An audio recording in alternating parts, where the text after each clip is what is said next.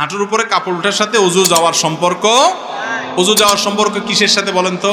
অজু ভঙ্গের সাথে। বায়ু আসলো কিনা, পেশাব পায়খানা আসলো কিনা, ঘুমায় পড়ছেন কিনা, এগুলো অজু ভঙ্গের কারণ। বেহুশ হয়ে গেলেন কিনা, রক্ত পুষ্পানি বাইরে হয়ে গলায় পড়ছে কিনা, এগুলো অজু ভঙ্গের কারণ। অজু ভঙ্গের কারণ যদি না পাওয়া যায় তাহলে হাঁটুর উপরে কাপড় ওঠার কারণে কি হবে না, অজু ভাঙবে। তবে যদি মানুষের সামনে, আরেকজনের সামনে হাঁটুর উপরে আপনার যার সতর যে আপনার দেখার জায়েজ নাই, অজুখানা অজু করতে গিয়ে এভাবে হাঁটুর উপরে কাপড় উঠেছেন অন্যের সামনে, অজু না ভাঙলে কি হবে? ফরজ ভেঙে যাবে। ফরজ ভাঙা বুঝেন কি? সতর ঢাকা ফরজ না, সেটা ভেঙে যাবে। সেটা ভাঙলে গুনাহ হবে না, এই জন্য ওইটা বড় গুনাহ হবে। অজু ভাঙলে তেমন কোনো বিপদ হতো না, অজু ভাঙলে আবার অজু করতেন, অসুবিধা কি? কিন্তু গুনাহ হয়ে যাবে অন্যের সামনে। এই জন্য যাতে অন্যের সামনে হাঁটুর উপরে রান টান এগুলো দেখা না যায়, এই জন্য ওইটাকে ঢেকে ঢুকে রাখবেন। কিন্তু যদি কোনো কারণে উঠে যায় তাতে অজু ভাঙবে না, অজু থাকবে। রাতে গাছের ডাল এবং ফল কাটা যাবে কিনা? গাছের ডাল এটা রাতে কাটা যাবে কিনা? আমাদের গ্রামাঞ্চলে অনেক মা বোন এখনো রাতের বেলায় কোনো ফল ফসল ছিঁড়ে না, বলে যে এটা ছিঁড়লে ক্ষতি হয়, সমস্যা। এগুলো সম্পূর্ণ ভুয়া কথা, ভিত্তিহীন কথা। আপনার যখন দরকার তখন ছিঁড়তে পারেন, সেটা দিনেও হতে পারে, রাতেও হতে পারে। অনেক মা বোনরা এরকম আছে, আমি নিজেও দেখেছি, যে একটা লাউ ছিঁড়ে দিবে, ছেলে ঢাকা যাচ্ছে নিয়ে যাবে, বলে না না রাইতে এখন ছিঁড়া যায় না, সকালে ছিঁড়তে হবে। এইগুলো আমাদের মন গড়া মাসালা। কোরআন হাদিস এরকম কোনো কথা বলে নাই। আপনার প্রয়োজন হলে কোনো গাছের ডাল, কোনো আপনার সবজি, কোনো কিছু এটা রাত্রেও ছিঁড়তে পারেন, দিনেও ছিঁড়তে পারেন। ইসলাম যেটা বলে নাই সেটা নিজের থেকে যদি বলেন সেটা কুসংস্কার, সেটা কখনো কখনো বেদাত হয়, এবং বেদাতের ঠিকানা জাহান্নাম হয়। ডেঞ্জারাস কথা। আল্লাহ রাসূল যা বলেন নাই সে কথা মন গড়া বলা যাবে না। দরকার হলে রাতেও ছিঁড়া যাবে। তবে হ্যাঁ, ডাল বলেন আর গাছের গাছ বলেন, প্রয়োজন ছাড়া কাটা ছেঁড়া করা নিষেধ। একান্ত প্রয়োজন নাই তাও অযথা আপনি বৃক্ষ নিধন করতেছেন, এটা ঠিক না। যেটা পরিবেশের ভারসাম্যের জন্য প্রয়োজন, সে গাছ রোপণ করার জন্য আমাদের রাসূল সাল্লাল্লাহু আলাইহি ওয়াসাল্লাম নির্দেশ করেছেন। বিনা প্রয়োজনে গাছ কাটা যাবে না। প্রয়োজন আছে কাটেন, 100 বার কাটেন, কিন্তু সেটা রাতেও কাটতে পারেন, দিনেও কাটতে পারেন, কোনো অসুবিধা নেই। আল্লাহর হুকুমে সবকিছু হয়, এটার যৌক্তিক ব্যাখ্যা সংক্ষিপ্তভাবে বলবেন। আল্লাহর হুকুমে সবকিছু হয়, এই কথাটা এইভাবে বলা ঠিক না। বলতে হয় সব আল্লাহর জ্ঞাতসারে হয়, আল্লাহর অজান্তে কিছু হয় না। কে কি করে সব আল্লাহ জানে, এটা ঠিক। আল্লাহর হুকুমে সব কিছু হয়, এই হুকুমে বলতে আমরা যেটা বুঝি সাধারণত, ওই অর্থে এটা ঠিক না। কারণ একজন চোর চুরি করে, সেটাও কি আল্লাহ হুকুম করছে তারে? তবে হ্যাঁ, আমরা যারা বলি আল্লাহর হুকুমে সব কিছু হয়, আমাদের উদ্দেশ্য ওইটাই, মানে যে যা করে আল্লাহ তাআলা জানেন কে কি করতেছে, তাকে করার সুযোগ আল্লাহ দিয়ে রাখছেন, কিন্তু আল্লাহর হাতে সেটা আল্লাহ দেখতেছেন। আল্লাহর হুকুমে মানে আল্লাহর নিয়ন্ত্রণে আছে, আল্লাহ দেখতেছেন, আল্লাহর জ্ঞাতসারে আছে, এর মাধ্যমে সবকিছু হয়। আল্লাহর অনুমতি বা আল্লাহর জ্ঞাতসার ছাড়া কিছু হয় না, এটা ঠিক আছে। কিন্তু আল্লাহর হুকুম মানে আল্লাহর নির্দেশে সবকিছু হয়, এটা ঠিক না। তাহলে যে চোর চুরি করে সে কি আল্লাহর নির্দেশে করে নাকি? হ্যাঁ, এইভাবে বলা ঠিক না ওই অর্থে। বিবাহের উদ্দেশ্যে হিন্দু মেয়ের সাথে প্রেম করা যাবে কিনা? আল্লাহ রাব্বুল আলামিন কোরআনে কারীমে বলেছেন, ওয়ালা আমাতুম মুমিনাতুন খায়রুম মিন মুশরিকাতিন। ঈমানদার নারী সর্বাবস্থায় মুশরিকা নারীর চাইতে উত্তম, শ্রেষ্ঠ। ইসলাম কোন মুশরিকের সাথে বিবাহকে হালাল করে নাই, হারাম রেখেছে। তো এই জন্য কোন মুশরিকের সাথে বিবাহ বন্ধনে আবদ্ধ হওয়া জায়েজ নাই। মুশরিককে যদি আপনি বিবাহের নিয়তে প্রেম করেন, তাহলে সেক্ষেত্রে ওই যে কোরবানের নিয়তে গরু চুরি করার মতো হবে আর কি। কোরবানের নিয়তে গরু চুরি করা বুঝুন তো, যে একজন গরু চুরি করতে গেছে, গরু চুরি করে নিয়ে আসছে, কেন? আমার নিয়ত ভালো, কোরবানির নিয়ত করে চুরি করছে, এই চুরি হালাল হবে? বিবাহ বহির্ভূত রিলেশন, সম্পর্ক হালাল না হারাম? নবী করিম সাল্লাল্লাহু আলাইহি ওয়াসাল্লাম বলেছেন, বুখারীতে এবং আবু দাউদে হাদিস বর্ণিত হয়েছে, 4টি কাজ হারাম, অথচ মানুষ সেগুলোকে কিয়ামতের আগে এক সময়, এমন একটা সময় আসবে মানুষ হালাল মনে করবে। তার ভিতরে একটা হলো এই জিনা, আল হের, জেনা, ব্যভিচার, বিবাহ বহির্ভূত সম্পর্ক। এটাকে দোষী কিছু মনে করে না যুবকরা, এখন এটার নাম বিএফ জিএফ দিয়ে এটাকে নরমাল করে ফেলছে, অথচ এটা আল্লাহর জমিনে সবচেয়ে বড় ডেঞ্জারাস অপরাধগুলোর মধ্যে থেকে একটা অপরাধ, হারাম, জেনা। এর কারণে আল্লাহর আযাব এবং গজব নাজিল হয়, সাংসারিক জীবনে শান্তি হয় না। আমি একটা কথা সবসময় বলি ভাই, আবেগ ভালোবাসা এটা হলো সফট ড্রিঙ্কসের মতো, 7 আপ, পেপসি, আরসি, এগুলা দেখছেন না? এগুলোর যে ঝাঁজ, এই ঝাঁজটা খোলার পরে কি অনেক সময় থাকে? খুলে ফেললে একটু পরে আস্তে এটা নর্মাল পানির মতো আস্তে আস্তে হয়ে যায়, তাই না? আবেগ ভালোবাসা এরকম। যুবক ভাইয়েরা, এই ভালোবাসাটাকে ধরে রাখেন, এটাকে ধরে রাখেন।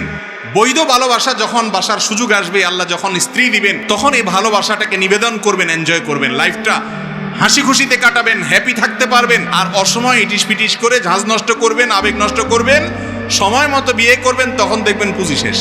কথা কি বুঝাতে পারছি?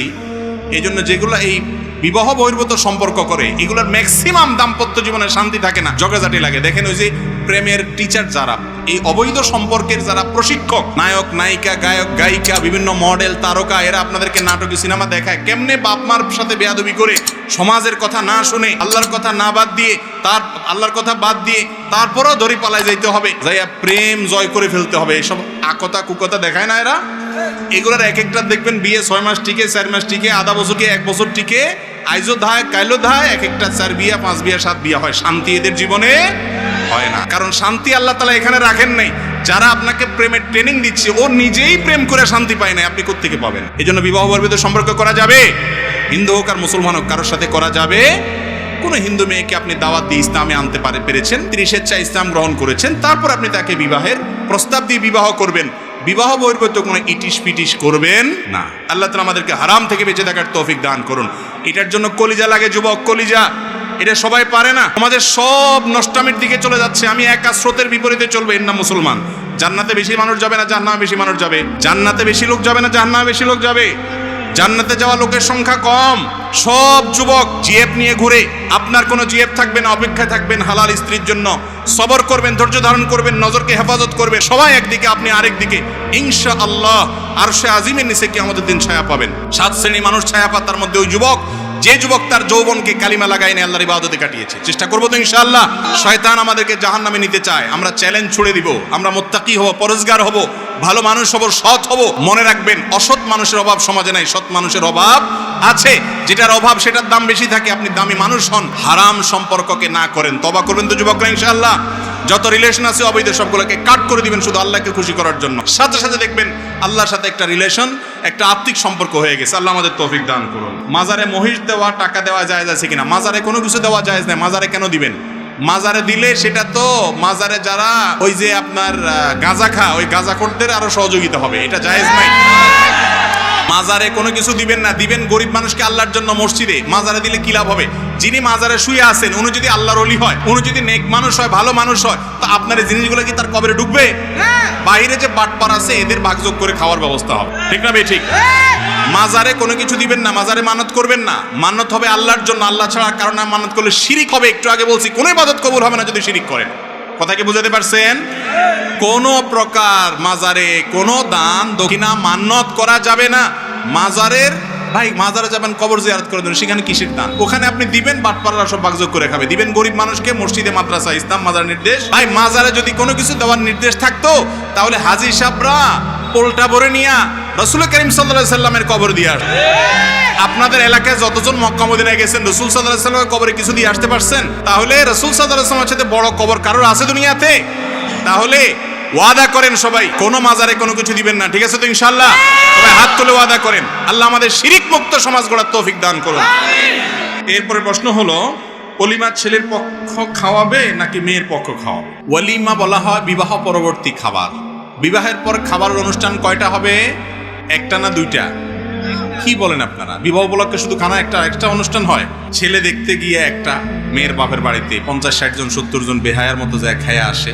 এরপরে আইসা আপনার অলিমার নাম দিয়া ছেলে একটু খাওয়ায় হালকা পাতলা, আর তার কয়েক গুণ বাড়াইয়া মেয়ের বাপের বাড়িতে আবার কি যাত্রী জানি বলে? বরযাত্রী। বরযাত্রী না।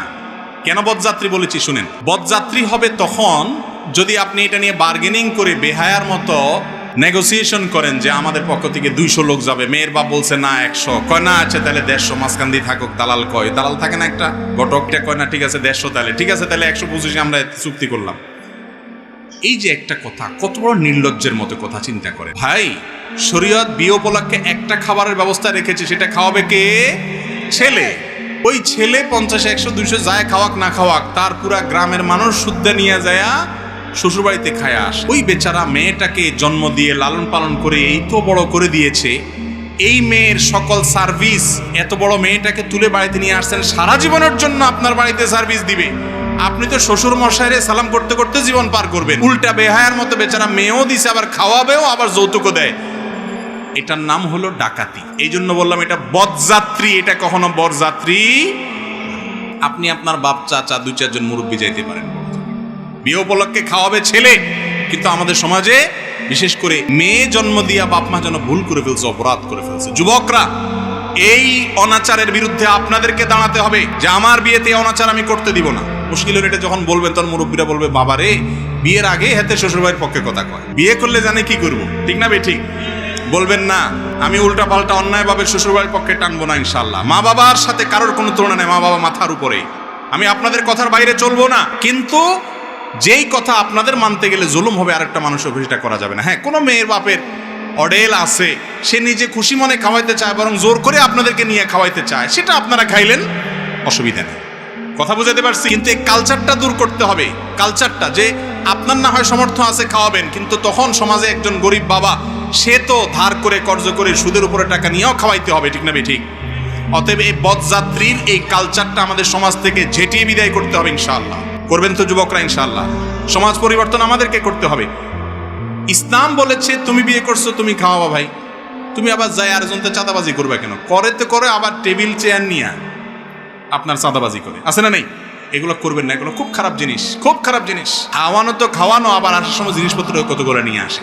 আমার মনে হয় এর চেয়ে বড় ডাকাতি বাংলাদেশে আর দ্বিতীয়টা নেই। ওলা একটা জন্ম দিয়া কিছু একটা ঘটায় ফেলছেন। হ্যাঁ, এবার দেখতে গিয়া খাওন, এমনি গিয়া খাওন, হেমনি গিয়া খাওন, আবার শীত নাস্তা, আবার আপনার ওই যে শীতের কি বানি ফলের মৌসুমে ফল পাঠানো, হাজারো অনাচার, এগুলোর সব চাঁদাবাজি, ডাকাতি। এর চাইতে ডাকাত ভালো। ডাকাতের অস্ত্র দেখে আপনি সাবধান থাকতে পারেন, আর এটা হলো ভদ্রবেশে ডাকাতি। এই ডাকাতি করবো আমরা? আল্লাহ আমাদেরকে বুঝার তৌফিক দান করুন। বিয়ে উপলক্ষে খানা কয়টা হবে? একটা। সেটা কে খাওয়াবে? ছেলে না মেয়ে পক্ষ? ছেলে পক্ষ খাবেন, মেয়ে পক্ষের বাড়িতে দর দস্তুর করে লোকজন নিয়ে। ভাই, পুরো এলাকা মানুষ নিয়ে আপনি খাওয়াইলে কি লাভ হবে বলেন তো? কি লাভ হবে বলেন? সম্পর্ক হয়েছে দুইটা ফ্যামিলির মধ্যে, হাতে বুতে খাইলো, লাভ হইলো কি বলেন? মাঝখান দিয়ে ওই বেচারার টাকা নষ্ট হলো, আপনার কি লাভ হইলো? সমাজের মানুষ কি বলবে ওই সমস্ত দিক না থাকে, কোরআন হাদিস কি বলে সেটা মানবেন তো ইনশাআল্লাহ? আল্লাহ আমাদের তৌফিক দান করুন। পুরুষ ও নারীদের সুন্নতি পোশাক সম্পর্কে দয়া করে বলবেন, পুরুষ এবং নারীদের সুন্নতি পোশাক কোনটাকে বলা হয়? আমরা আমাদের দেশে সাধারণত মনে করি যে লম্বা জুব্বা, দাড়ি অথবা পাঞ্জাবি টুপি, এটা পুরুষদের জন্য সুন্নতি পোশাক, আর মহিলাদের জন্য সুন্নতি পোশাক কি? থ্রি পিস, ওড়না, এরকম এগুলোকে আমরা সুন্নতি পোশাক মনে করি। মূলত পোশাকের ক্ষেত্রে কোরআন এবং হাদিসের মৌলিক নির্দেশনা আছে, সেই নির্দেশনাগুলো মানাই হলো আমাদের কর্তব্য। যেমন পুরুষের জন্য কোরআন এবং হাদিস পোশাকের ক্ষেত্রে যে নীতিমালা দিয়েছে, তার প্রথম হলো পুরুষ নারীর সাথে মিল হয়, নারীর পোশাকের সাথে খাপ খায়, সাদৃশ্য হয়, দেখতে একই রকম লাগে, সেই স্টাইল বেশভূষা ধারণ করবে না। একই কথা নারীর ক্ষেত্রেও প্রযোজ্য।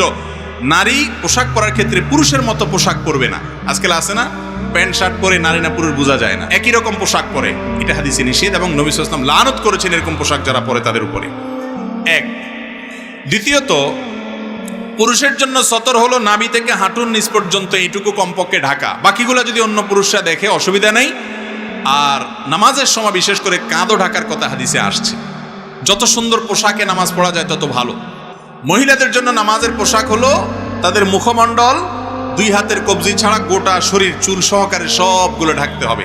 শাড়ি পরলেও তার উপরে বড় ওড়না বা চাদর দিয়ে এমনভাবে ঢাকতে হবে যে হাতের গোসা, পেট, পিঠ, কাঁধ, বুক এগুলো যেন দেখা না যায়, গলা যেন দেখা না যায়, এগুলোকে ঢাকতে হবে। এগুলো সতর নামাজের মধ্যে। আর নামাজের বাইরে পরপুরুষের সামনে আলমারআতু আওরা, নবী সাল্লাল্লাহু আলাইহি ওয়াসাল্লাম বলেছেন, নারী আপাদমস্তক নিজেকে ঢেকে ঢুকে রাখবে তার সম্ভ্রম রক্ষার জন্য, তার আত্মসম্মানের জন্য, আত্মমর্যাদার জন্য। তাকে নিয়ে কেউ বাজে চিন্তা করবে, তাকে নিয়ে কেউ মনে মনে কুকল্পনা করবে, সেই সুযোগ দিবে না একজন সম্ভ্রান্ত মুসলমান নারী।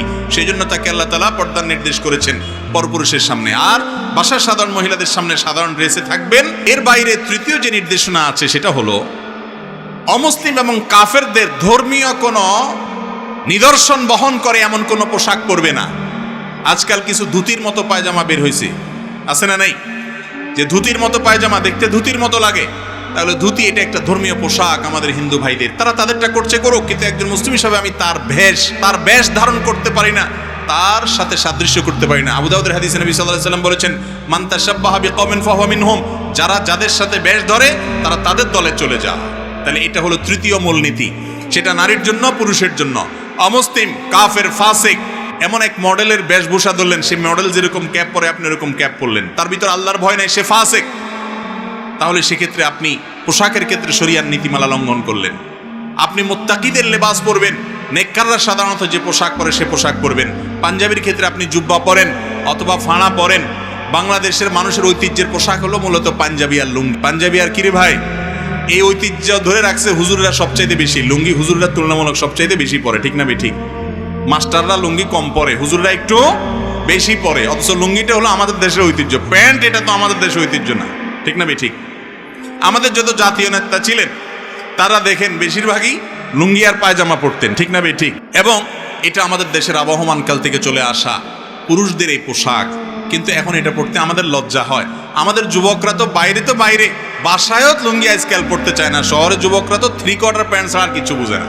চুঙ্গা পড়তে জানে শুধুমাত্র, লুঙ্গি পড়তে জানে না। কি স্বাধীনতা লুঙ্গিতে আছে, এটা যদি জানতো তাহলে সবাই লুঙ্গি দিত। যাই হোক, তো লুঙ্গি আর প্যান্ট কথা না, প্যান্ট যদি কোনো যুবক পরেন সেটা যদি ঢিলা ঢালা হয়, সেটা যদি পর্দা মানে পোশাকের যে নীতিমালা আছে এটা লঙ্ঘন না হয়, কোনো অসুবিধা নেই। আপনি এমন টাইট পোশাক যদি পরেন তাতে আপনার শরীরের অঙ্গ প্রত্যঙ্গ বুঝে আসে, সতরের যে অংশগুলো সেগুলো প্রকাশিত হয়ে যায়, স্পষ্ট হয়ে যায়, বোঝা যায়, তাহলে সেটা জায়েজ নাই। মেয়েদের পোশাকের জন্য আমাদের একটা মৌলিক নীতিমালা হলো যে মেয়েরা তারা এমন পাতলা পোশাক পরবেন না যেই পোশাক পরার কারণে পরা না পরা সমান। নবী সাল্লাল্লাহু আলাইহি ওয়াসাল্লাম বলেছেন, রুব্বা কাসিয়াতিন ফিদ দুনিয়া আরিয়াতুন, রুব্বা কাসিয়াতুন আরিয়াত। অনেক মহিলা আছে দুনিয়াতে এমন পোশাক পরে পাতলা, এরাই পোশাক পরে না পরার সমান। এই পোশাক পরার না পরার সমান সব দেখা যায়, আছে না নাই এরকম? এই পোশাক কিনা জায়েজ নাই, বিশেষ করে বাহিরে পরার জন্য, চলার জন্য। পুরুষরা এগুলা কিনবেন না, মহিলারা এগুলা পরবেন না। এবং এই ধরনের উলঙ্গপনা পোশাক, এগুলো অশ্লীলতা জোয়ার সমাজে নিয়ে আসে, এর কারণে গুনাহগার হবে যারা পড়ে। তারা যারা পড়তে দেয়, যে সমস্ত পুরুষরা কিনে দেয়, তারা হলো দায়ুস, জান্নাতে যাবে না। আবার কিছু পোশাক আছে আজকাল এমন টাইট, যে টাইট পোশাকের কারণে শরীরের অঙ্গ প্রত্যঙ্গগুলো ফুটে যায়। ছোট ছোট বাচ্চা মেয়েদেরকে পর্যন্ত আজকাল এমন পোশাক পরানো হয় যেগুলো অড, দৃষ্টিকটু, অশ্লীল। কমপক্ষে হাফ হাতা, কোয়ার্টার হাতা পর্যন্ত বাচ্চাদের জামা বানিয়ে দিবেন। মেয়ে বাচ্চাদের একটু ঢোলা ঢালা যেন থাকে সেদিকটা খেয়াল করবেন। আর পুরুষরাও একই কথা প্রযোজ্য, যে এমন কোনো পোশাক পরবেন না যেটা ফাসিকদের সাথে সাদৃশ্য হয়। আজকাল যুবক ভাইরা অনেকে দেখা যায় এমন গেঞ্জি পরে, এমন প্যান্ট পরে যে রুকুতে গেলে এক এক দেশে চলে যায়। একটা পূর্বাকাশে, একটা পশ্চিম আকাশে চলে যায়, মাঝখান দিয়ে মাজা দেখা যায়, নামাজও হবে না। এই রোগটা আমাদের মধ্যে আছে না নাই? তাহলে এগুলোর উপরে আমরা খুব সাবধান থাকবো। আল্লাহ তাআলা আমাদেরকে আমলের তৌফিক দান করুন। পোশাকের ক্ষেত্রে সুন্নতি পোশাকের কথা বলতে গিয়ে এতদূরে আসছে। পোশাকের ক্ষেত্রে শরীয়তের যে ড্রেস কোড আছে সেটা খেয়াল করবেন। পুরুষ টাকনুর নিচে পোশাক পরবেন না, বিশেষ করে প্যান্ট, লুঙ্গি, চাদর, জুব্বা, এগুলো টাকনুর নিচে যেন না যায়।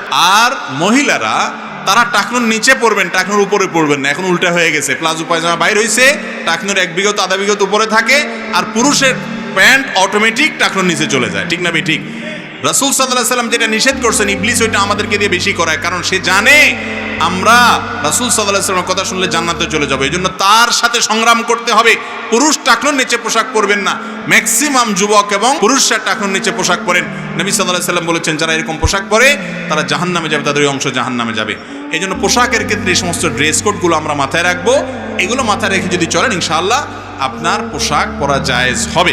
এক্ষেত্রে নবী করিম সাল্লাল্লাহু আলাইহি সাল্লাম, সাহাবায়ে কেরাম, তাদের থেকে টুপি পরার বিষয়টা সাবেত আছে, প্রমাণিত আছে, কিন্তু এটা আলাদা সওয়াব হবে কিনা, এর আলাদা কোনো ফজিলতের কথা আসছে বলে আমার জানা নাই। তবে পড়ছেন তারা, তাদের মহব্বত, রাসূল সাল্লাল্লাহু আলাইহি ওয়াসাল্লামের মহব্বতে পড়লে এটা সওয়াব হবে অবশ্যই, এর বেশি কিছু না। আল্লাহ তাআলা আমাদেরকে বোঝার তৌফিক দান করুন। ভাই, অনেক মানুষ বাইরে দাঁড়ায় আছে, আপনারা যদি একটু 1 ইঞ্চি 1 ইঞ্চি করে একটু নাড়াচড়া করেন শীতের দিন, তাহলে তারা একটু বসতে পারে। একটু মেহেরবানি করে উঠেন, কয়েক সেকেন্ডের জন্য উঠেন, অনেক জায়গা গ্যাপ আছে, একটু উঠেন। ওই যে ভাইদেরকে একটু বসতে দেন প্লিজ। আল্লাহর জন্য একটু নড়াচড়া করেন, আল্লাহ তাআলা ইনশাআল্লাহ আপনাদেরকে এর জন্য উত্তম বিনিময় দিবে। ফাফসাহু ইয়াফসাহিল্লাহু লাকুম। একটু অন্যের জন্য জায়গা করে দিলে আল্লাহ তাআলা আপনার জন্য জান্নাতে যাওয়ার জায়গা করে দিতে পারেন ইনশাআল্লাহ। একটু উঠে উঠেন। ভাই, এরপরে প্রশ্ন, প্রায় 1 বছর আগে আমার পরিবার এক প্রবাসী ছেলের সাথে আমার বিয়ে ঠিক করেন এবং আমাকে আংটি পরিয়ে রাখেন। পরিবারের সম্মতিতে ছেলের সাথে যোগাযোগ রাখি। এখন উপযুক্ত কোনো কারণ না দেখেই আমার বাবা এই বিয়েটা বাতিল করতে চাচ্ছেন, কিন্তু আমি ওই ছেলেকে বিয়ে করতে চাই। এক্ষেত্রে শরীয়ত কি বলে এবং আমার করণীয় কি? প্রথম কথা হলো, বিয়ের কথা পাকাপাকি হয়ে গেলে আংটি পরায় দিলেই তো জামাই বউ হয়ে যায়, তাই না? আংটি পরা হয়ে গেছে, এঙ্গেজমেন্ট হয়ে গেছে, তখন জামাই বউ হয়ে গেছে না তারা? সেটা যদি না হয়, তাহলে এই তথাকথিত এঙ্গেজমেন্টের পরে এই স্বামী স্ত্রীর মতো আলাপ সালাপ, খোশ গল্প, কথাবার্তা, আড্ডাবাজি, চ্যাটিং, এগুলো আমাদের সমাজে আছে না নাই? তাহলে সেই সম্পর্কটা কি হালাল হবে না হারাম হবে? হারাম। অনেক যুবকরা বলে বলে যে না, একবার হঠাৎ করে অচেনা একটা মানুষের সাথে কেমনে থাকে, এই জন্য আগে একটু মানে জড়তা কাটায় নেই, যোগাযোগ করে নেই।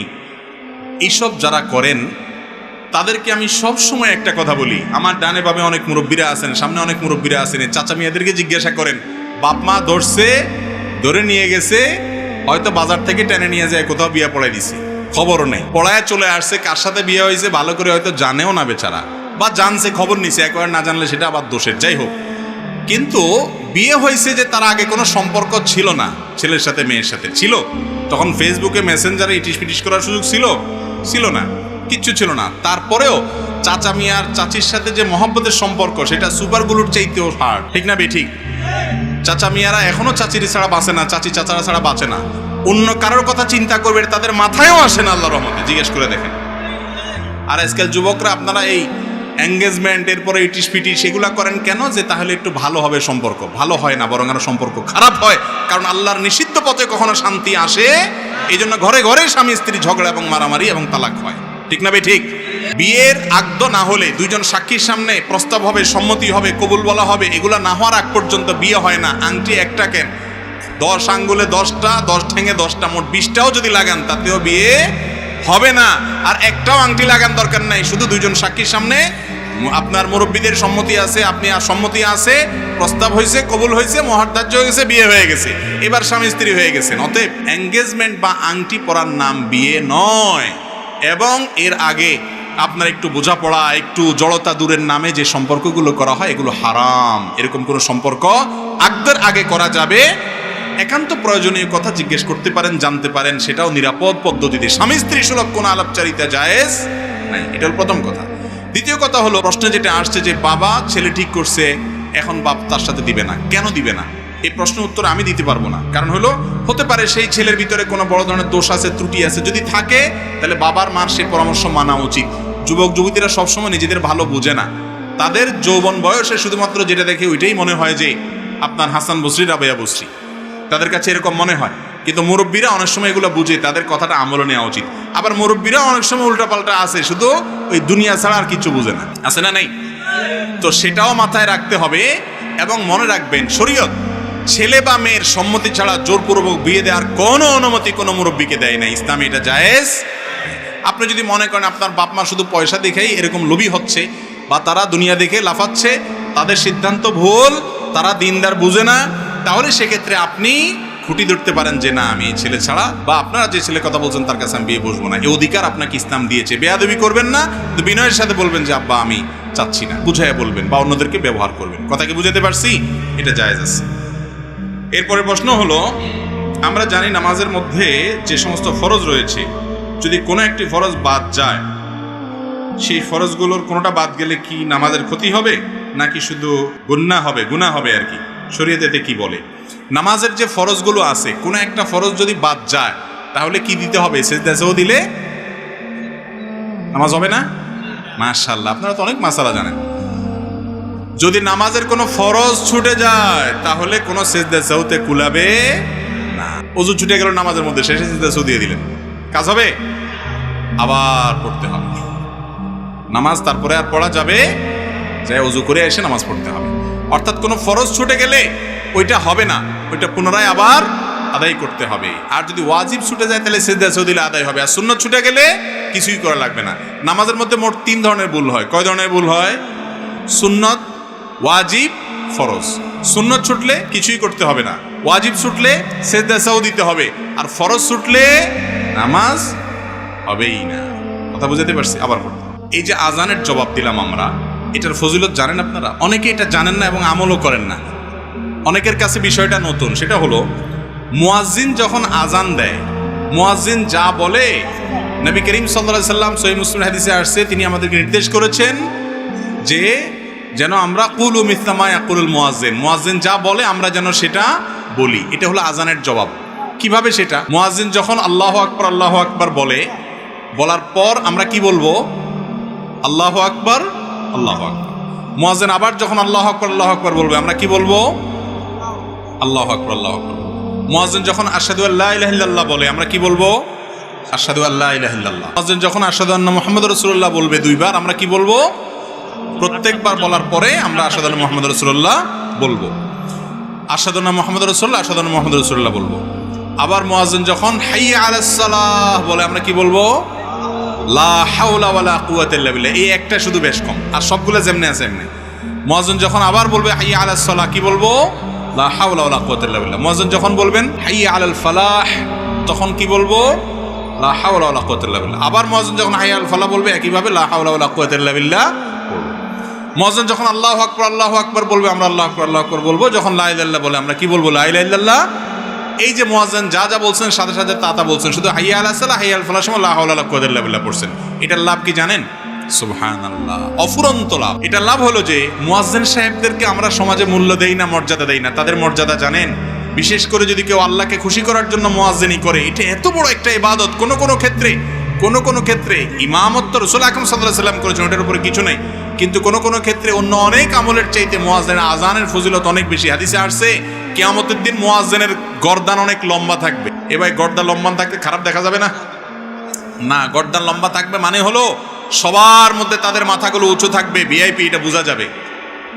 আর মুয়াজ্জিনের আযান শুনে যত মানুষ নামাজ পড়তে আসে সবার সমপরিমাণ সওয়াব মুয়াজ্জিন সাহেব লাভ করেন। কত বড় ফজিলত! আর যদি কেউ আযানের জবাব দেয় আল্লাহ তাআলা তাকে মুয়াজ্জিনের উপর সওয়াব দান করেন। তাহলে আপনি আশা করতে পারেন আযানের জবাব দেওয়ার মাধ্যমে মুসল্লিদের অনুরূপ নামাজের সওয়াব এক্সট্রা বোনাস হিসেবে আপনি পেয়ে যাবেন। এই আমলটা শুধু পুরুষরা না, আমাদের মা বোনরাও বাসা বাড়ি থেকে শুনে শুনে করতে পারেন। যে আযানটা আগে শুনবেন বা মহল্লার আযান, সেটার জবাব দিয়ে দিবেন। এরপরে অন্যগুলোর জবাব আপনি না দিলে অসুবিধা নেই। আযানের জবাব দেওয়াটা মুস্তাহাব বা সুন্নাহ, এটা ভালো। এই আমলটা করা উচিত। করবেন তো ইনশাআল্লাহ? অফুরন্ত সওয়াব। কিন্তু আমরা জানি না, আযানের সময় গল্প করে, আযানের সময় অন্য কাজ করে না। আযান যখন শুনবেন মুয়াজ্জিনের আযানের জবাব দিবেন, এরপরে আযানের দোয়া পড়বেন, দুরূদ পড়বেন। এটা হলো সুন্নাত। আশহাদু আন্না মুহাম্মাদুর রাসূলুল্লাহ যখন পড়ে আমরা অনেকে তখন মনে করি যে দুরূদ পড়তে হয় না। দুরূদ পড়বেন আযানের শেষে, দুরূদ পড়বেন কিন্তু আযানের শেষে, ওই জায়গা না। এখানে হাদিসে, সহিহ মুসলিমের হাদিসে নবী সাল্লাল্লাহু আলাইহি ওয়াসাল্লাম একেবারে হাতে কলমে ধরাই দিয়ে বলে দিয়েছেন যে যখন মুয়াজ্জিন বলবে আশহাদু আন্না মুহাম্মাদুর রাসূলুল্লাহ, তোমরা কি বলবা? আশহাদু আন্না মুহাম্মাদুর রাসূলুল্লাহ। রাসূলুল্লাহ বলেন সাল্লাল্লাহু আলাইহি ওয়াসাল্লাম বলতে, হ্যাঁ, ওনার নাম শুনলে দুরূদ পড়তে হয়, এটা আযানের শেষে বলবেন। কথা কি বুঝাতে পারছি? অনেকে আশহাদু আন্না মুহাম্মাদুর রাসূলুল্লাহ বললে হাতে চুমো দিয়ে, আঙ্গুলে চুমো দিয়ে সেটা চোখে লাগায়, বলে এতে চোখের উপকার হয়। মূলত রাসূল আকরাম সাল্লাল্লাহু আলাইহি ওয়াসাল্লামের কোনো নির্দেশ দেন নাই। বিভিন্ন বই পুস্তক আছে, বইপড় অনেক বই পুস্তকে আছে। নবী করিম সাল্লাল্লাহু আলাইহি ওয়াসাল্লাম আযান দেওয়ার পর যে জবাব শিক্ষা দিয়েছেন সেখানে এরকম কোনো কথা বলা হয়নি। আযানের জবাব দেব তো ইনশাআল্লাহ। আরেকটা নতুন আমলের কথা জেনে ফেললেন মাঝখান দিয়ে, আলহামদুলিল্লাহ, নতুন একটা ক্লিপ হয়ে গেল বা বিষয় হয়ে গেল। এরপরে প্রশ্ন, চেয়ারে বসে নামাজ পড়া যাবে কিনা? চেয়ারে বসে নামাজ পড়া যাবে কিনা, এই প্রশ্নটা এখন কমন একটা প্রশ্ন। বিভিন্ন জায়গায় গেলে প্রায় সব জায়গাতে এই প্রশ্ন মানুষ করতেই থাকে। ভাই, নামাজ পড়তে হবে দাঁড়িয়ে, রুকু করে, সিজদা করে, চেয়ারে নয়। এটা হলো নামাজের মূল বিধান। কেউ যদি নামাজ দাঁড়িয়ে পড়তে না পারে, নবী করিম সাল্লাল্লাহু আলাইহি ওয়াসাল্লাম এক ব্যক্তি অপারগ অসুস্থ, তাকে বলেছেন যে তুমি দাঁড়িয়ে নামাজ পড়তে না পারো তাহলে বসে পড়বা। বসে পড়তে না পারো শুয়ে কেবলার দিকে পাও দিয়ে, মাথা বিপরীত দিক দিয়ে তুমি মাথার ইশারা করে নামাজ পড়বা। মনে মনে নামাজ পড়বা যদি তোমার সেন্স থাকে, কিন্তু নামাজ তোমাকে পড়তেই হবে যে কোনো অবস্থায়। এখন একজন মানুষ যদি দাঁড়াইতে পারে কিন্তু রুকু আর সিজদাটা করতে পারে না, রুকু সিজদা করতে গেলে তার কোমরে ব্যথা হয়, অসম্ভব ব্যথা হয়, অথবা ডাক্তার যিনি নামাজের গুরুত্ব বুঝেন সেই রকম ডাক্তার, যিনি আবার ভালো ডাক্তারও বটে, তিনি বলছেন যে আপনার মাজাতে এক্সরে ইত্যাদি রিপোর্ট করে দেখা গেছে, বোঝা গেছে আপনি নিয়মিত রুকু সিজদা ভাবে করলে আপনার স্থায়ী রোগ হবে, বড় অসুবিধা হতে পারে, এই জন্য আপনি নামাজটা বসে পড়বেন চেয়ারে। এরকম যদি কোনো ধর্ম বুঝে, নামাজ বুঝে এরকম ডাক্তার, আবার ডাক্তারও ভালো, তিনি যদি বলেন যে হ্যাঁ এটাতে বড় কোনো অসুবিধা আছে, সত্যিই বড় কোনো অসুবিধা হয় বা এত ব্যথা হয় যে আপনার চিৎকার শুরু হয়, তাহলে সেক্ষেত্রে আপনি দাঁড়ানোর সময় দাঁড়ায়া জামাতে নামাজ পড়বেন, রুকু এবং সিজদার সময় বসে রুকু সিজদা ইশারা করবেন, একটু ঝুঁকে রুকুর নিয়ত করবেন আর একটু বেশি ঝুঁকে সিজদার নিয়ত করবেন, এটা জায়েজ আছে। আর যদি দাঁড়ানোর থেকে বসতেই না পারেন, উঠা বসাও করতে না পারেন, এত বেশি অসুস্থ হন, তাহলে সেক্ষেত্রে আপনি বসে পড়তে পারেন। অনেক মায়েরা আছেন গর্ভবতীর সময়, বিশেষ করে শেষের দিকগুলোতে এত বেশি শরীর ভার হয়ে যায় যে ভারসাম্য ধরে রাখতে পারেন না, ভয় হয় যদি পড়ে যায় তাহলে গর্ভস্থ সন্তানের ক্ষতি হবে, ওনার ক্ষতি হবে। এরকম যদি সিরিয়াস পর্যায়ের কোনো মহিলা থাকেন, খুব কম থাকে এরকম, তাহলে বসে নামাজ পড়তে পারেন। বিশেষ করে ফরজ নামাজটা দাঁড়িয়ে, নফলগুলো ইচ্ছাকৃত এমনও বসে পড়া যায়, সেটা করতে পারেন। অনেকে বলে চেয়ারে বসে নামাজ পড়া হয় না, এই কমন ভাবে বলা ঠিক না। নবী সাল্লাল্লাহু আলাইহি ওয়াসাল্লাম বসে নামাজ পড়তে বলছেন, আপনি চেয়ারে বসবেন না, নিচে বসবেন, আপনার পর বসে পড়তে পারেন, জায়েজ আছে। কিন্তু আমাদের দেশে দেখা যায় যে একটু কোমরে ব্যথা হলে, একটু শরীরটা ভালো লাগতেছে না আজকে, চেয়ারে বসে দবাস করে নামাজ শুরু করে দিস। উনি নিজের মধ্যে একটা ভাব আছে কিনা আল্লাহ জানে যে একটু আমি চেয়ারে বসে নামাজ, সবাই আপনার রুকু সিজদা করতেছেন না ভাই, কিয়ামতের দিন আল্লাহ তাআলা সিজদা করতে বলবেন, ইয়াউমা ইউদআউনা ইলাস সুজুদ। সেদিন দুনিয়াতে যারা আল্লাহকে শক্তি থাকা অবস্থায় সিজদা করে নাই, নামাজ পড়ে নাই, তারা সেদিন সিজদা করতে চাইবে কিন্তু করতে পারবে না সুস্থ থাকা অবস্থা। এই জন্য চেয়ারে বসে ফ্যাশনগিরি করা চলবে না। আপনি কার সামনে দাঁড়িয়েছেন? আকামুল হাকিমের সামনে কিসের ফ্যাশন, কিসের মাতবরি? আর বিশেষ করে তরুণ যুবকদেরকে বলছি, এই যে চেয়ারে বসে নামাজ পড়ছে, জিজ্ঞেস করে দেখেন মুরব্বীদেরকে, সে তৃপ্তি হয় না, ভালো লাগে না। আল্লাহকে একটু সেজদা ভালো করে দিতে না পারলে নিজের মনে শান্তি আসে না। রুকুটা সেরকম ভালো করতে পারলে না করলে ভালো লাগে না। এখন পড়তেছেন না নামাজ, একটা সময় পড়তে চাইবেন, চোখের পানি ফেলফেল করে ফেলবেন, কিন্তু পড়ার সুযোগ আর পাবেন না। সময় থাকতে নামাজ পড়বো তো ইনশাআল্লাহ। তাহলে চেয়ারে বসে নামাজ পড়া জায়েজ আছে। যে ব্যক্তি সত্যিই অপারগ, একেবারেই পারে না, তার জন্য হালকা একটু শরীর খারাপ হলে চেয়ারে বসে নামাজ পড়া যাবে না, বিশেষ করে ফরজ নামাজ। আজকাল তো মসজিদগুলোতে এত চেয়ার, আমি সব জায়গায় বলি যে মসজিদ নাকি এক পাশে যে পরিমাণ চেয়ার, নাকি আরএফএল এর দোকান বোঝা কঠিন। ঠিক না বে ঠিক? আকিস প্লাস্টিকের দোকান কিনা বোঝা কঠিন, এরকম অবস্থা হয়েছে। আল্লাহ তাআলা আমাদেরকে বোঝার তৌফিক দান। মৃত ব্যক্তির জন্য 4 বা 40তম দিনে খাওয়ানো জায়েজ আছে কিনা? ভাই, শরীয়তে নির্দেশ করেছে কেউ মারা গেলে তার ওয়ারিস তার আত্মীয় স্বজনকে এলাকাবাসী খাওয়াবে। কয়দিন খাওয়াবে? কমপক্ষে 3 দিন পর্যন্ত তাদেরকে মেহমানদারি করবে। আরো বেশি করতে পারলে ভালো, যদি তাদের মন খারাপ থাকে। আমাদের দেশে কেউ মারা গেলে তার আত্মীয় স্বজনরা, এলাকার লোকজন একটু ভাত তরকারি রান্না করে পাঠায় টুকটাক। এরপরে খাওয়ায়া যায়, খাওয়ায় না খাওয়ায় 4 দিনা, 3 দিনা, 7 দিনা, 40 দিনের নাম করে পুরো এলাকার মানুষ আবার শুধু আসলে উঠে একদিনে এটা দেখে ফেলে। ঠিক না বে ঠিক? এটা জায়েজ নাই। হিন্দুদের শ্রাদ্ধ থেকে আসছে, ভালো করে শুনে রাখেন। মুর্দার খাওয়া নিয়ে এটা ইসলামে জায়েজ নাই। মুর্দার খাওয়ার নামে যেটা আমাদের দেশে আছে 40 দিন, 3 দিন, 7 দিন, এই কালচারগুলো আসছে হিন্দুদের থেকে। হিন্দু ভাইরা তাদেরটা করে করুক, কিন্তু অ্যাজ এ মুসলিম আপনি আরেকটাকে অনুসরণ করতে পারেন না। তাহলে আপনার কোনো বিলিভের, আপনার বিশ্বাসের, ইমানে কোনো মানে থাকে না। তাদের বিশ্বাস কি? যারা গুগল বুঝেন, নেট বুঝেন, শ্রাদ্ধ তালিব বেশর রফলাকার দর পরে বড় ধ দিয়া সার্চ দেন, দেখেন কি আসে। হিন্দুদের ধর্ম মতে আপনার কারোর মৃত্যুর পরে তার জন্য এলাকাবাসীকে, আত্মীয় স্বজনকে যদি না খাওয়ানো হয়, স্বর্গে সেই লোকরে নাকি সোনাদানা দেওয়া হয়, খানা দেওয়া হয় না। বলে তোর আত্মীয় খাওয়ায় না, এই জন্য পাবি না। আমি নিজে দেখেছি, পড়েছি, তারপরে এসে বলতেছি। এই জন্য এই যে মুর্দার খানার নামে যে সমস্ত দিনক্ষণ ঠিক করে আমাদের দেশে যা খাওয়ায়, এগুলো জায়েজ নাই। ইসলাম এগুলো বলে নাই। যে মারা গেছে তার পরিবারে খাওয়াবেন, তাদের কাছ থেকে খানা আদায় করবেন না। হ্যাঁ, তারা তাদের বাবা মার তরফ থেকে গরিব দুঃখীকে কোনো দিনক্ষণ ঠিক করা ছাড়া এতিমখানাতে এমনি গরিবদেরকে খাওয়ালে এটা ভিন্ন কথা। কিন্তু সামিয়ানা টাঙ্গায় ফুর্তি করে খাওয়াবেন। ভাই, মানুষ কখন খাওয়ায়? খুশির চোটে খাওয়ায়। বিয়ে করছেন, খুশি, একটা বউ ঘরে আসছে নতুন, মাশাআল্লাহ, এই খুশিতে অলিমা খাওয়াই দিবেন, তাই না?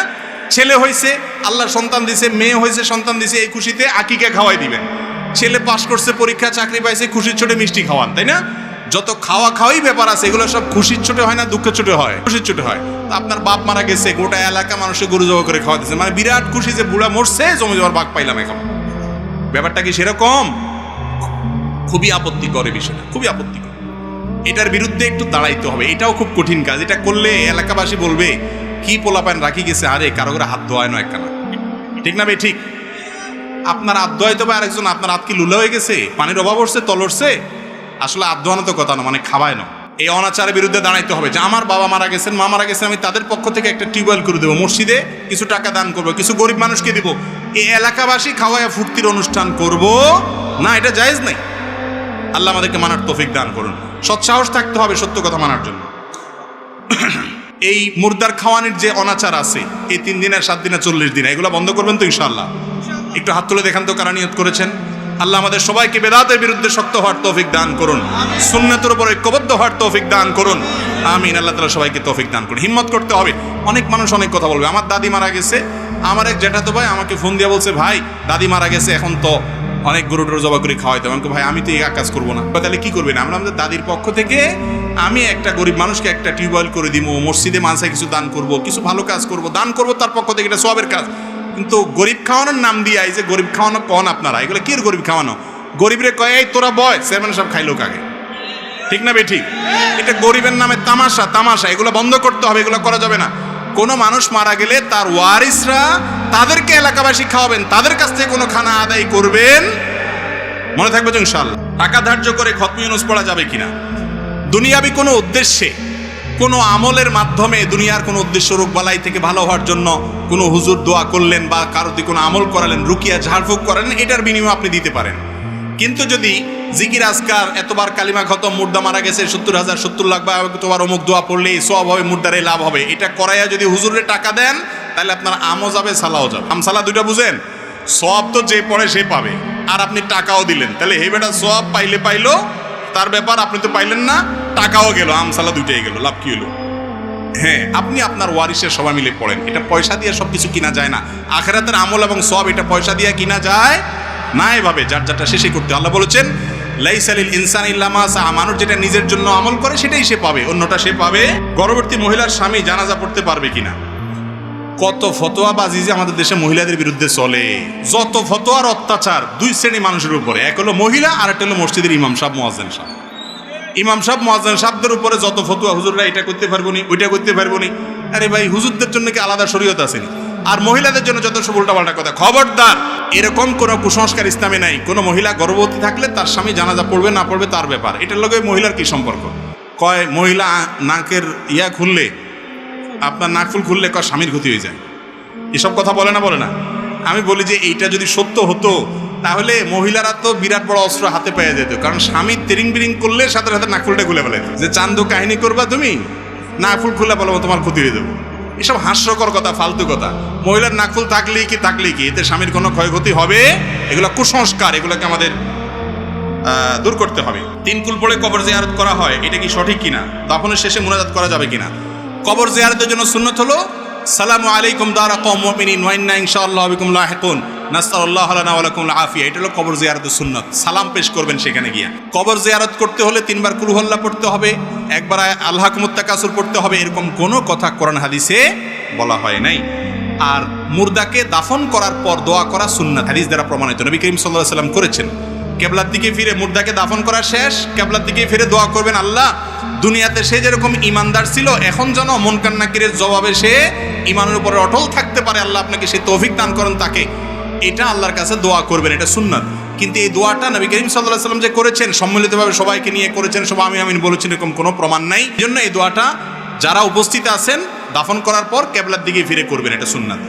অনেকে বলে দাফন করার আগে মুনাজাতের কথা, দাফন করার আগে কোনো মুনাজাত সাবেত নেই। দাফন করার সময় দাফন করবেন বিসমিল্লাহ আলা সুন্নতি ওয়া মিল্লাতি রাসূলিল্লাহ বলে, এরপরে আল্লাহর দিকে কেবলার দিকে ফিরে আল্লাহর কাছে দোয়া করুন। আল্লাহ পাক আমাকে পরপর 2টা মেয়ে দিয়েছেন, আমি নামাজ পড়ে আল্লাহর কাছে বলতাম, হে আল্লাহ আপনি আমাকে একটা ছেলে দিলেই তাকে মাদ্রাসায় পড়াবো, কিন্তু ছেলেটা কোরআন শিখিয়েছি মাদ্রাসায় যেতে চায় না, করণীয় কি? ছেলে মাদ্রাসায় যেতে চায় না, এক্ষেত্রে দেখতে হবে মাদ্রাসার পরিবেশ হয়তো ভালো না। মাদ্রাসা যেতে চাইবে না কেন? আজকাল আমাদের মাদ্রাসাগুলোতে হুজুররা বেশিরভাগ ক্ষেত্রে, আল্লাহ মাফ করুক, অনেক ভালো মাদ্রাসাও আছে, অনেক মাদ্রাসা আছে যে মাদ্রাসাগুলোতে হুজুররা বাচ্চাদের সাথে মিশতে জানে না, তাদেরকে বেশি মারে, বেশি শাসন করে, বেশি বকাঝকা দেয়, এমনভাবে করে বাচ্চারা সেটা থেকে পালায়। আবার শয়তানও কাজ করে, স্কুলে যেতে চাইলে কয় বেশি করে যা, মাদ্রাসা গেলে কয় যাইস না। শয়তানের এখানে কাণ্ড কারখানা আছে। তো যাই হোক, মা বাবা একটা ভালো প্রতিষ্ঠান দেখবেন যেখানে ছেলে হাসি খুলে পড়বে, হেসে খেলে পড়বে এবং মন খুশিতে পড়বে, ইনশাআল্লাহ তাতে বড় কল্যাণ হবে এবং এর মাধ্যমে আপনি সমস্যার সমাধান করতে পারেন। যদি একান্ত না হয়, জবরদস্তি করে তুই মার আর বাস তোরে মাদ্রাসায় পড়া লাগবে, এরকম আবার জবরদস্তি করেন না, তাহলে ওটা নষ্ট হয়ে যেতে পারে। কোনো ভালো আলেমের সাথে পরামর্শ করবেন। কোন সময় নামাজ, কোন সময় নামাজ পড়া নিষেধ? নামাজ 3 সময় পড়া হারাম। সূর্য যখন উঠে ঠিক সকালে, আর দুপুরে ঠিক মাঝামাঝি যখন থাকে, আর সূর্য যখন ডুবে, 3 সময় নামাজ পড়া হারাম। আর কিছু মাকরু সময় আছে, অপছন্দনীয় টাইম আছে। নামাজে ইমামের ভুল জানা সত্ত্বেও ইক্তেদা করার বিধান কি? ইমাম ভুল করতেছে আপনি জানেন, তারপরেও তার পিছনে নামাজ পড়েন, বিধান কি হবে? উত্তর হলো, ইমাম যদি ভুল করে আপনি নিশ্চিত জানেন, তাহলে সেক্ষেত্রে ভুলটা দেখতে হবে কেমন ভুল। যদি বড় ভুল হয় যে কেরাতে এমন ভুল যে নামাজই সহি হবে না, তাহলে ওই ইমামের পিছনে নামাজ পড়া জায়েজ নাই, ইমাম চেঞ্জ করতে হবে প্রয়োজন। কিছু আলেম বলে ইবাদতের ক্ষেত্রে নাকি মাঝে মাঝে জয়ীফ হাদিসও আমলযোগ্য হয়। এখন আমার প্রশ্ন হলো, জয়ীফ হাদিস কি আসলে আমলযোগ্য? কোন ক্ষেত্রে ফজিলত এবং আমলের ক্ষেত্রে জয়ীফ হাদিস চলে, সেটা অনেক শর্ত সাপেক্ষে মুহাদ্দিসিন ইকরাম বলেছেন এবং যেটা ঠিক আছে। কিন্তু হালাল হারাম, ঈমান, আকীদা এই সমস্ত ক্ষেত্রে জয়ীফ হাদিস চলবে। আমাদের এলাকায় দেখলাম যে জানাজা নামাজের পর দাফনের পূর্বে সম্মিলিত মুনাজাত করে, একটু আগে বলেছি এটার কোনো ভিত্তি নাই। আমি 3 থেকে 4-5 বার আল্লাহর কসম করে কোরআন হাতে নিয়ে পরপুরুষের সাথে কথা বলবো না বলে স্বামীর সাথে ওয়াদা করেছি, পরে আবার কথা বলেছি, তাতে কি আমার গুনাহ হবে? শপথ হবে আল্লাহর কসম, আল্লাহর নামে, এটা হলো শপথের নিয়ম। নবী সাল্লাল্লাহু আলাইহি ওয়াসাল্লাম বলেছেন, মান আরাদা আন ইয়াহলিফা ফালইয়াহলিফ বিল্লাহি আও লিয়াসমুত। কেউ কসম খাইলে আল্লাহর নামে খাবে অথবা চুপ থাকবে। আল্লাহর নামে কসম খাইছেন, পরে কসম ভাঙা ফেলাইছেন, তাহলে কি করবেন? কাফারা দিতে হবে। কি করতে হবে? আবার কসম ভাঙে তো খারাপ কাজ করছেন, সেজন্য আল্লাহর কাছে তওবা করে মাপও চাইতে হবে, সামনে যেন না হয় খেয়াল রাখতে হবে। কাফারা দিতে হবে। কাফারা কি? কাফারা হলো 10 জন মিসকিন খাওয়াবেন অথবা 3টা রোজা রাখবেন। কৃতদাস আজাদ করার সুযোগ তো এখন নাই, এই দুইটার কোনো একটা করবে, হয় 3 দিন রোজা রাখবেন আর না হলে 10 জন মিসকিনকে খানা খাওয়াইতে হবে কসম ভঙ্গ হলে। ফরজ নামাজের পরে মুনাজাত নিয়ে কেউ করছে বাড়াবাড়ি আর কেউ করছে ছাড়াছাড়ি, সঠিকটা বলবেন। বাড়াবাড়ি ছাড়াছাড়ির নাম ইসলাম না। রাসূল কারীম সাল্লাল্লাহু আলাইহি সাল্লাম ফরজ নামাজের পরে বিভিন্ন দোয়া জিকির করতেন, সেগুলো পড়বেন। এটা যদি কেউ করে সম্মিলিত মুনাজাত, তাদের সাথে গন্ডগোল ফাসাদ করা জায়েজ নাই, এগুলা করবেন না। গন্ডগোল ফাসাদ করা হারাম মুসলমানদের সমাজে, খবরদার। আপনি বসে দোয়া জিকির আজকার করেন, আর নামাজের পরে আল্লাহর কাছে দোয়া কবুল হয়, দোয়া আপনি নিজের মতো করে করেন, কোনো অসুবিধা নেই। গোসল ফরজ হয়েছে, এখন গোসল করা হয়নি, এমন অবস্থা মসজিদে প্রবেশ করা যাবে কিনা? গোসল ফরজ হইলে গোসল করা ছাড়া মসজিদে ঢুকা যাবে না। যদি মসজিদে কেউ থাকে সেখান থেকে শুধু সে বের হয়ে আসতে পারে, এতটুকু করতে পারে, এর বেশি কিছু না। মৃত ব্যক্তির জন্য ভাড়া করে আলেমেনে কোরআন খতম করলে মৃত ব্যক্তির কোনো উপকারে আসবে কিনা? একটু আগে বলছি, মৃত ব্যক্তির কোনো লাভ হবে না, যে পড়াইছে তারও লাভ হবে না, তার আমসালা দুইটাই যাবে, সওয়াবও হবে না, পয়সাও পাবেন না। পয়সাও হুজুরে পাইলো। বুঝতে পারছেন কথা? ছোটবেলায় না বুঝে এই কাজ আমরা হুজুরদের সাথে গিয়ে অনেক করছি, এখন বুঝছি এগুলো ভুল, এগুলো ছাড়তে হবে, এগুলো করা যাবে না। মুর্দার জন্য আপনি নিজে দোয়া করবেন। ভাড়া করে হুজুরে দিয়ে কোরআন প্রথম পড়ায়, এরপরে হুজুর বকশিস করে পাঠায় দিবে, এরকম ট্রান্সফার সিস্টেম আল্লাহর এখানে নাই। নিজে দোয়া করবেন, নিজেরটা ডাইরেক্ট ইনশাআল্লাহ কবুল হবে। হুজুরের কাছে দোয়া চাইবেন, হুজুর আমার বাপের জন্য দোয়া করুন, এটুক ঠিক আছে। কথা বুঝতে পারছি? আল্লাহ তাআলা আমাদের সবাইকে আমলের তৌফিক দান করুন।